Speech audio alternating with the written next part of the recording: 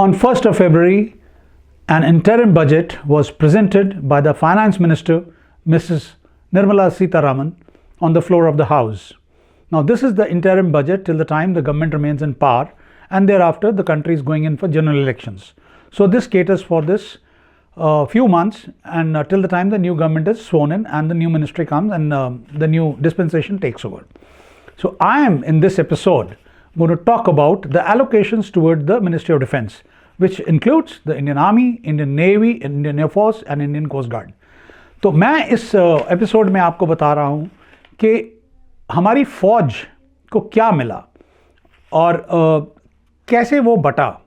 सो इस बजट में जैसे कि आप जानते हैं 6,21,000 crore rupees have been allocated, which is around 13.04% of the interim budget. जो पूरा बजट है उसका 13.04% है. और ये जो फिगर है, ये जो करंट फिस्कल है, जो 2023-24 का जो अलॉटमेंट थी उससे 4.72% ज़्यादा है. नाउ अब आपको समझने की ज़रूरत है कि जो पैसा मिला है 6,20,000 करोड़, ये कैसे खर्च होगा. सो इंटरिम पीरियड के लिए इसको डिवाइड किया गया है. कैपिटल एक्सपेंडिचर, रेवेन्यू एक्सपेंडिचर, पे and allowances, pensions, DRDO, BRO और एक नया डीप टेक्नोलॉजी के लिए 1 लाख करोड़ रखा गया है. मैं उसके बारे में आपके साथ कुछ बताता हूँ. First is capital expenditure. Capital expenditure क्या होता है? This is the amount which is set aside for new acquisitions, niche technology, जैसे कि now we are looking for submarines, ships, aircraft. आपको मालूम है that the strength of the Indian Air Force is depleting, so we need to spend some money there. So all these are new assets. That is why it goes into the heading of capital expenditure. Now this is 1.72 lakh crores, which has increased by almost around 9,400 crore, which comes to roughly 5% more over the current fiscal.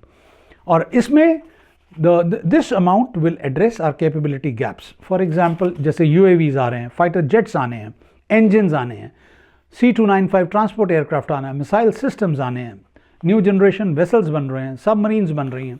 So all this will be catered by this, plus the niche technology, जो नई technology आ रही है उसके लिए ये पैसा रखा गया है. Now we come to revenue expenditure. अब रेवेन्यू एक्सपेंडिचर क्या होता है?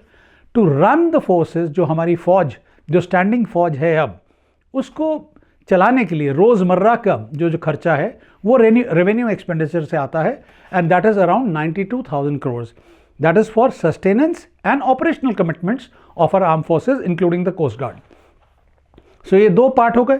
Third part is the pay and allowances of the standing arm forces, जो हमारे सारे soldiers, officers, defence civilians, all this will come under this pay and allowances, which is around 1.9 lakh crores. Then comes the pensions, all the people who have, all our veterans who have retired, so they also have to be catered for, and that's also a big chunk, 1.40 lakh crores. So ये हो गए 4 heads. अब आते हैं हम पांचवा, DRDO, which is our R&D organization. So a big amount has been set aside for that also, which is around 23,000 crores. Then comes the BRO. ये organization है which are making the tunnels, roads, bridges, and आपको मालूम है after 2020 कितना focus shift हो गया वहाँ पर.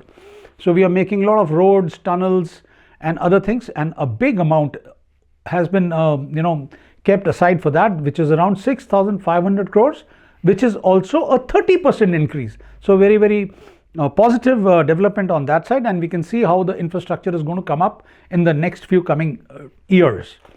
Then we come to एक नया हेडिंग बना है जो जिसके लिए कि 1 लाख करोड़ रुपया अलग से रखा गया है. वो that is of deep technology. That is for the youngsters, the innovators, जो कि काम कर रहे हैं, and those who are trying to bring in the change. तो उनके लिए पैसा रखा गया है so that they can be supported, because all the innovations and the new MSMEs and the startups, they need the help of the government, and very rightly the government has kept a big amount there also. एक और जो चीज़ इसमें बहुत उभर के आई है, that there is a commonality, there is a common budget head रखा है. जैसे कि जो चीज़ें army, navy, air force, Indian coast guard में जो कॉमन है, for example aircraft, aero engine, maintenance, so heavy vehicles, special vehicles, so ये सब अब एक कंबाइंड बजट हेड से और कंबाइंड प्रोक्योरमेंट होगा इसका। सो इसको एक नया इनिशिएटिव आया है गवर्नमेंट से। सो अब मैंने ये समझाने की कोशिश की है, ये जो 6,20,000 करोड़ रुपया जो गवर्नमेंट ने अभी इंटरिम टाइम के लिए दिया है for 2024-25, this will be now how it is going to be utilized, that is what I've told. But when the new government comes, a new budget will be announced, and whatever amount has been spent from 1st April onwards till the time the new government comes, that will be subsumed in the budget which will be announced. So this is how the things work. So thank you very much for watching this. I am Captain Sharma from Bharat Shakti, और आप बताते रहिए आपको किस बारे में और जानकारी चाहिए और हम आपके लिए लेके आते रहेंगे। Thank you.